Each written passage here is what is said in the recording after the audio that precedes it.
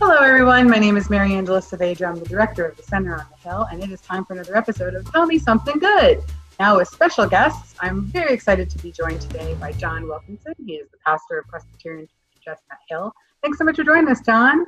Well, thank you. I'm delighted to be a part of this. This is cool.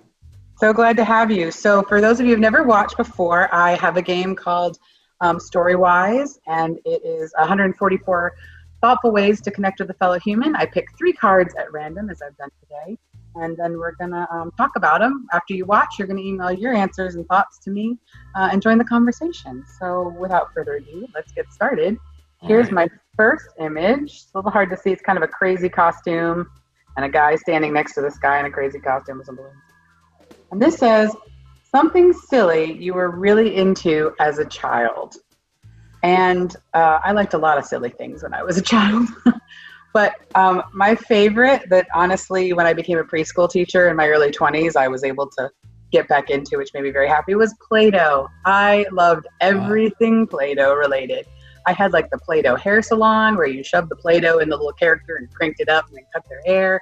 I had the Play-Doh restaurant where you made the big Play-Doh food with all the molds. I mean, I probably had the wildest collection of Play-Doh toys you've ever seen because I just loved Play-Doh. And yes, if you're wondering, I did attempt to try and eat it at least once or twice as a small child. And if you don't know, Play-Doh's gross, don't eat it. But that was something really silly I was into as a child, and I loved it. How about you? I used to love the thing that you squeeze down on and the Play-Doh came out. That thing with the lever and the squeezy thing. That was serious fun. Something silly I did as a child. That's a great question because I think I worked hard not to be too silly, except when I was around my sister and my brother, there were 3 of us, we would make up characters and voices and do little performances for each other. So I can't remember many of the details, but I can remember voices and characters and how clever we thought we were and how much my parents and my mom especially would just kind of roll her eyes at us and tolerate us. And there still is even a little bit of that when we get together, though not quite as much. So Nice. yeah, it was fun. Okay, great. Our next question has this picture. You see it's 2 people sitting on a couch having a conversation. Yes. And this question says, the quality you value most in others, or a quality you value most in others. Well, this will sound trite, a quality I value in others, but I think authenticity, I will say. People being their true selves and not putting on airs and not being too pretentious. I've been doing ministry for almost 31 years now, and the colleagues that I really appreciate are the colleagues who aren't taken with themselves too much or their accomplishments, but can really be who they are with integrity and authenticity with themselves, and then with members of their churches or with their colleagues. So I would say something like authenticity. And when Bonnie and I, my spouse and I, talk about kind of what we endeavor to be, we'll often use a phrase like our true authentic selves. So authenticity. Great. Yeah. For me, it's a little bit, it's 2 things. It's almost some of that truthfulness is really important to me. That's a quality I really value. And I'm talking about even if, I say, hey, do you think this shirt looks good? And someone's like, oh yeah, but that's not really the truth. It's a hideous shirt. I would really like you to say, no, I'm sorry, that's not a good color on you. It makes you look awful. I really would appreciate truth in those matters. But in the same token, also, compassion. I find people who are compassionate and who can care for others is a quality that, all my friends have. It's what I seek out. It's a big turnoff for me.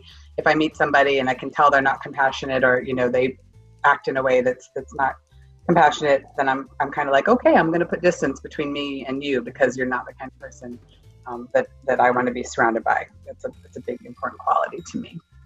That's a good one. And your shirt looks fine, by the way. Thank you. Appreciate it. Pink is an okay color. There you go. All right. Then our last question has this little family around a very old television set. Yep. And this says, Technology that has been detrimental to society. This is a loaded question. For me, I honestly feel like putting the computer in your hands, so that the smartphone is what I would say, because what happened was we stopped communicating with each other yes, I have mine too. But I feel like it really changed the way we communicate with each other. And thankfully, honestly, I feel like right now, in the moment that we're in right now, we've learned to use it in a much more authentic way, and a way to really connect with people better. And we weren't before. I know I'd see people at restaurants, it's a husband and a wife sitting down at the restaurant, and both of them have their, face in the phone and aren't talking to each other. And I'm like, you're at a restaurant. And I've fallen victim to it too. I've done it too. My husband and I will talk, we'll eat, then I'll finish my food first. He's still eating.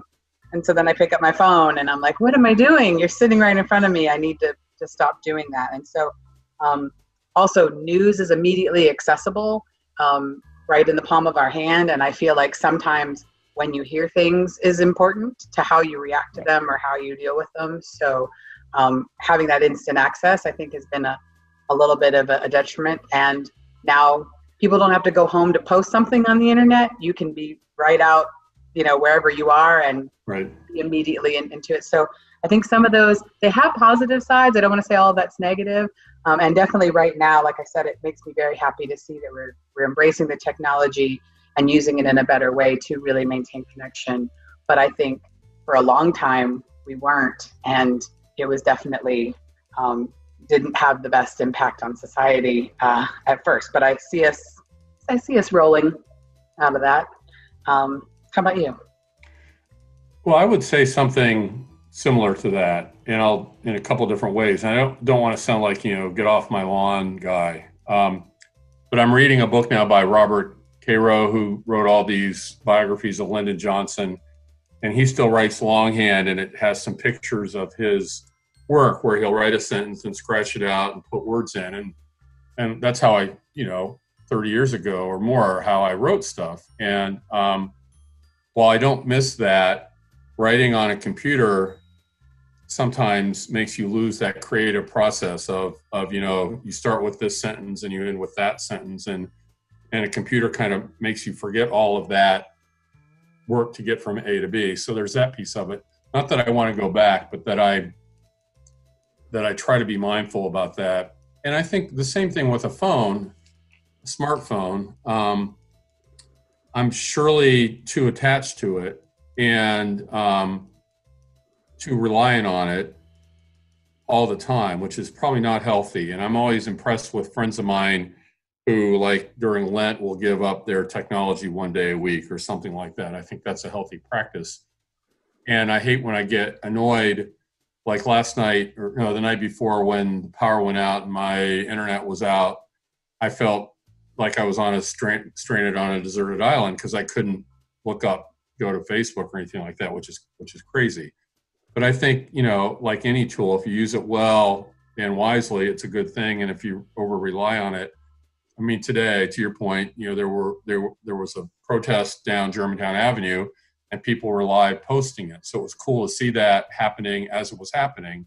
But if that contributes to a breakdown in communication, or doesn't give us the space to kind of contemplate what's happening because everything's so immediate, then I think we should look at not using it, but how we use it.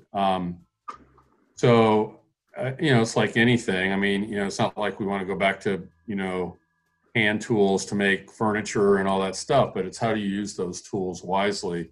And what are you using those tools to accomplish? And is it getting in the way of, I use the word community a lot, is it getting in the way of community, or is it helping community to happen?